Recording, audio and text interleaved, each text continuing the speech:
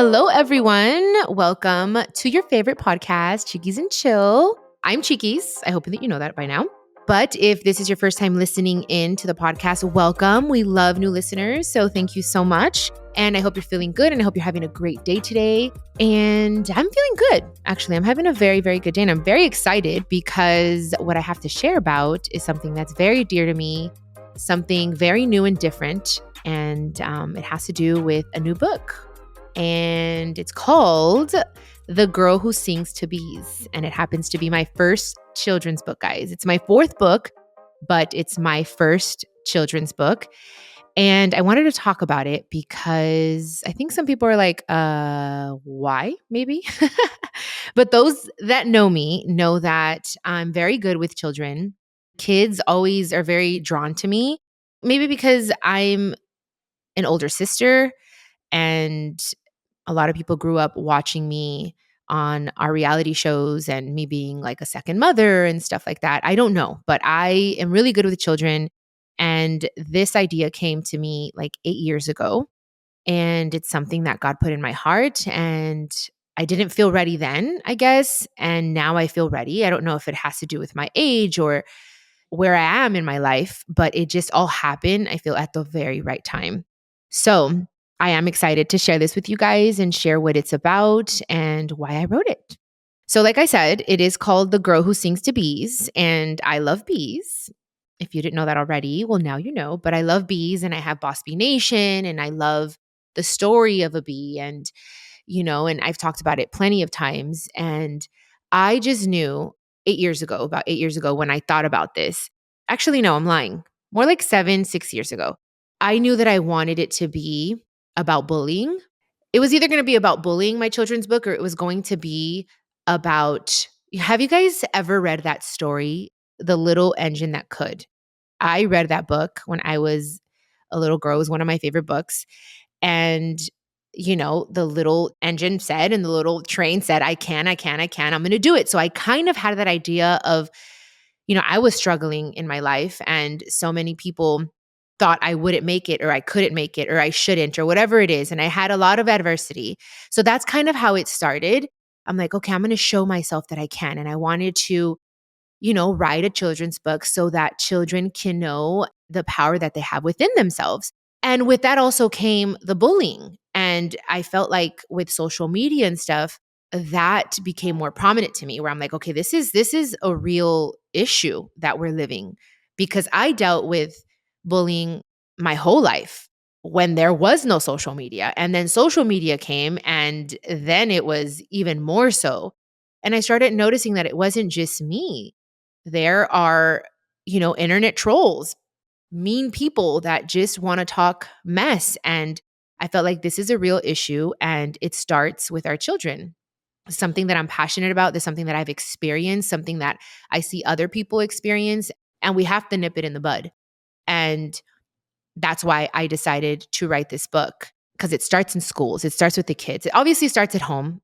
Parents need to speak to their children about it, about not being mean or, bullying other children and stuff.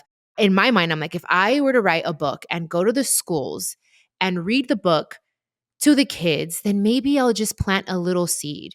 And that's where the passion came from. And I did think, I'm like, should I wait until I have kids to write a children's book? Is it going to make sense? And I'm like, you know what? I'm going to try it. And if it happens and it's meant to be, and that's it. And it happened. I pitched it to my book agent and she pitched it to publishers and they were happy and excited about it. And I said, okay, cool. It's crazy because it takes a while to get all this going, So I've been working on this for about almost 3 years now. And it's barely going to come out now in July. And I'm really excited because that's what it's about. It's fiction, but real at the same time. And let me read. I'm going to read a little summary, I guess, for you guys of what the book is going to be about. So it says, Janae and her mom always sang together to help the flowers in Abuelita's garden grow. But now her mom is gone and Janae's song is stuck somewhere deep inside. Bullies at school don't help. Every day, Janae watches one particular bee in Abuelita's garden, working harder than the others, focused and unafraid. The tiny bee doesn't give up. Janae begins to feel inspired by the hardworking bee as the seasons change until one afternoon, a melody escapes her lips. and Janae's song once again fills the air in the garden. And when the music begins, her mom's songs sing through her heart, giving Janae the strength to overcome her fears and sing loudly and proudly to the bees and beyond. So you kind of get what the book is about. I was very close to my grandma. She helped raise me.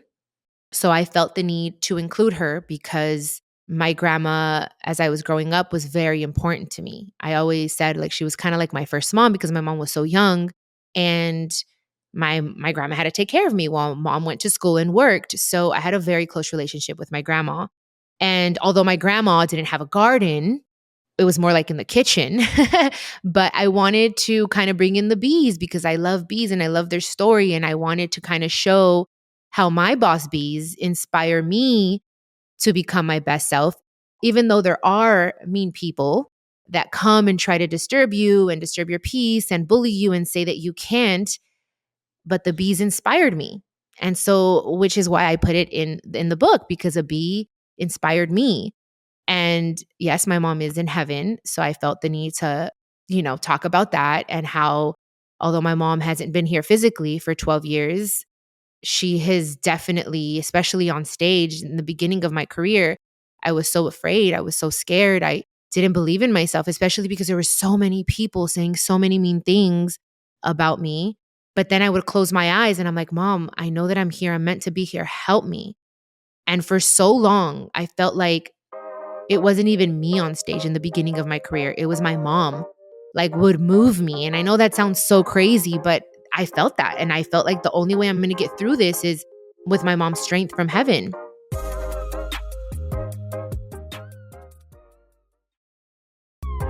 We will have a Spanish version as well. So there's English and Spanish. And the illustrations are beautiful, guys. And I'm really looking forward to this. I'm looking forward to, if you heard the first episode of this fourth season, you'll kind of know where I'm at. And if you haven't heard it, go listen to it. But I just feel like this is just the tone of what this year, 2025, feels like for me. And I'm not necessarily planning a tour for music right now or recording an album right now, but I feel like I'm going to fill that void in a way with going on tour to different schools and reading the book to kids. And when it comes out, the children will be out of school, but I'm hoping I can start that tour in September when they start school again, August, September. But I'm really excited. I'm excited to go to these schools and speak to these kids and tell them everything that I went through and how I didn't even believe in myself for so long because, yes, there were so many naysayers and toxic voices that I call them around, but I believed in myself. And there was that little voice that for a long time was my mom, but then it became my own voice. And that's what you guys will be able to see in the book. And there's a lot of little hidden messages and little hidden gems in the book, why I chose certain flowers. And I'll get deeper into that once the book is launched, but it all is there for a reason. You'll see pictures, or the illustration has a picture of my grandma, and my grandma does have short hair and my mom. But the thing that I didn't add was my mom's mole. She had like that mole next to her eye, and I didn't add it. I did that purposely because I want it to be my mom, but then I don't. But it is my story, and then it's not, because I wanted to make it soft and for children. And actually, someone asked me the other day, will this be the only children's book that I publish? And I don't think so. I have other ideas. I'd love to come out with a different children's book about Poncho. This is exclusive here. Okay. Only the Chiquis and Chill podcast listeners will know about this. But Poncho is very dear to me. And Poncho, my dog, by the way. And Poncho came into my life when I was very depressed. And he came and I feel like saved my life. And he is exactly what I needed in that time and now. And I think there's so much healing through pets. And so I want to write a children's book about my Panchito and hopefully to inspire other people. And it's going to be him. He's going to be talking about what it is to be my son and what he feels when I feel sad and stuff like that, because he's been there for me. So I think there's something here, guys. And definitely with the soft era that I've mentioned, like I said in the first episode, I feel like this is the perfect project for me this year. And it's kind of like setting the tone for everything that I want, which is hopefully becoming a mother this year as well. And I feel like it's all just falling into place. And it's happening, in my opinion, at the perfect time.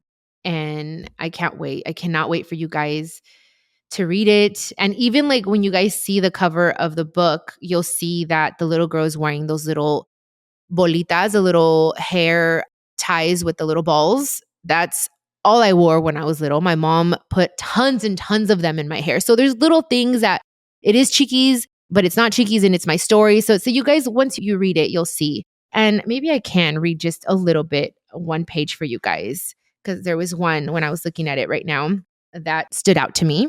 There's also even pictures of my mom and I as well, like real pictures that I'm sure you guys have seen on the internet if you guys follow me on social media. I also wrote an author's note there, a note to my readers from the bottom of my heart. I'm going to read one little part for you guys. Like my mother, I will sing in this garden, and like the flowers, maybe one day I can bloom too. And that's really what I felt, guys, when I started singing. It's like, this is something that I want to do and I want to try. And I was very scared because people would compare me to my mom and say that I couldn't and all this stuff. And I even felt at times that I couldn't. But there was something deeper, something bigger that was telling me this is what I was meant to do. And I'm glad that I listened to that because I kept thinking, I was like, okay, no, I'm not my mom. I don't want to be like my mom, but I want to take those things that inspired me to become who I'm meant to be from my mom. And yeah, maybe one day I will bloom. And I feel like I have. I can look back and say, wow, I made it through those rough times. And if I could do it, so could you, and that's what I really, really, truly feel. I feel like everything that I've gone through in my life is so that I can share the knowledge and the things that I've learned and how I grew and share those tools with you guys, with the people that listen to me, that read my books, that listen to my music, that listen to my podcast, all these things. I feel like this is my mission. And I always talk about it here on the podcast because I really, truly believe it. But it wasn't always easy. And that's what this book is all about. This book is definitely intended for kids, but it helped me heal the little girl inside of me, my inner child. And it's so crazy because last year, when I went on this spiritual retreat in April 2024, I still hadn't gotten the yes from the publisher that we were going to do it. We were still in conversations and writing it and like the whole thing. And I remember, it's crazy. I remember when I was in my experience, when I went to go, do the shrooms, the mushrooms, I took the medicine because it's medicine, guys. I saw a little girl that looks like the little girl in this book. And I don't know, it's just so crazy. Like I definitely am healing my inner child and helping her heal through things that we went through, but also it's helping me heal as a woman. I don't know if that makes sense, but it's just part of the divine plan. And this is where I'm like, God, you are so good. You are showing up and showing off in my life because I couldn't even like plan this the way it happened, even if I could. You know what I mean? Like I couldn't. Like it's all just happening. And I feel like once I went to that experience and I hugged the little Janae, because I literally did when I was there. I cried and I hugged myself. If you guys haven't hugged yourself, like you should try it. Like you just literally put your hands around your shoulders and just hug yourself. And it feels so freaking good. And I learned that there at that retreat. And so many things have been flowing for me since then. So I don't know. It's a part of what I'm meant to do now and where I'm at in my life. And yes, it is for children, but I know for sure adults can read it and feel inspired and feel like, you know what, I can do it. I'll be okay.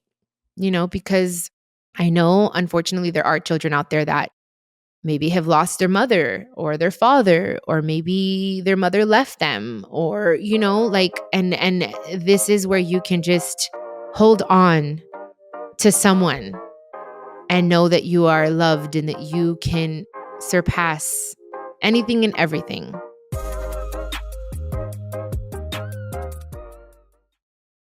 So the publisher wanted it to just be in the English version because books sell more in English. But to me, it was very important because all of the rest of my other books are both English and Spanish. We have versions in English and Spanish. I felt the need to definitely have it in Spanish, and it's doing very, very well with pre-order. So I'm so glad that we, have the English and the Spanish version because, if I would buy both, I'm bilingual and I want to read it to my child, to my baby in English and in Spanish. So I fought for that. It was important for me to have it in Spanish as well because my audience is bilingual and, a lot of them speak Spanish.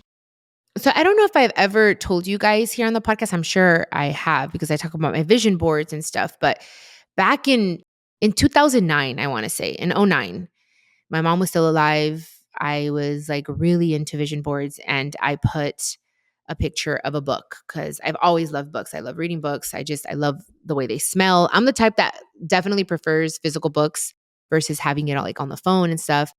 Anyways, so when I had this idea or this desire to write a book way back when, I never knew what it was going to be about. I just knew I wanted a book. I wanted to be an author.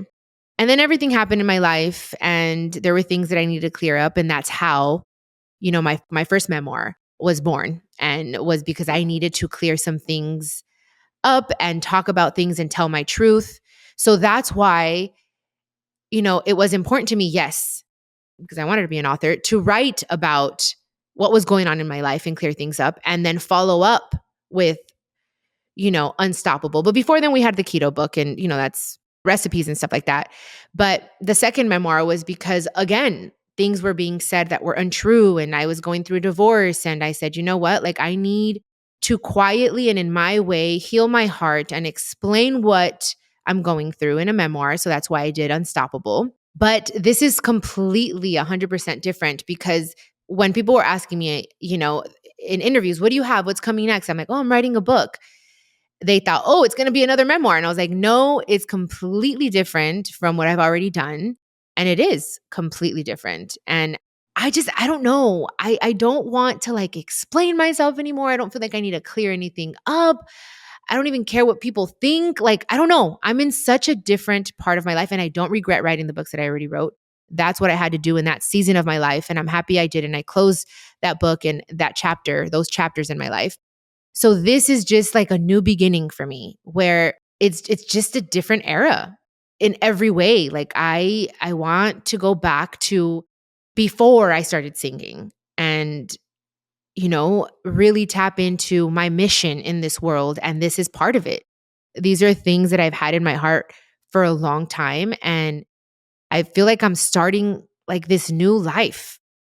It's crazy. I don't even know if I'm making sense right now, but it's definitely soft girl era. And this is the beginning and this is the first step. This book is kind of like stepping into that fully. And it just feels really good. It feels so different. I'm excited to do, the media tour and talk about it and explain all these things. And I'm glad that we're starting here on the podcast first because this is something very special, very, very special for me. It's not going to be the last one for sure. So be excited, guys. Pun intended, be excited for this book. If you have children or not, I think it's just a good book to have and to read again. It is intended for children, but I think adults will enjoy it and resonate with it. And guys, I hope that you enjoyed this episode. Thank you for listening. And I just wanted to kind of, talk about why, a little bit deeper than I did on my social media when I announced it. So thank you guys again for listening. And you can pre-order it now anywhere, really. So thank you guys so much. And I will see you here or you will hear me on the next episode of Chiquis and Chill, guys. Los quiero mucho. This is a production of iHeartRadio and the My Cultura Podcast Network. Follow us on Instagram at My Cultura Podcast and follow me, Chiquis, that's CHIQUIS. For more podcasts from iHeart, visit the iHeartRadio app, Apple Podcasts, or wherever you listen to your favorite podcast.